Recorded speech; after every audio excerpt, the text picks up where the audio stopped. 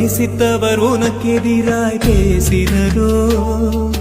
நன்மை பெற்றவர் உந்தன் முதுகில் குத்தினரோ நேசித்தவர் உனக்கு எதிராய் பேசினரோ நன்மை பெற்றவர் உந்தன் முதுகில் குத்தினரோ பெற்ற பிள்ளைகள் உன்னை வெறுத்து தள்ளினரோ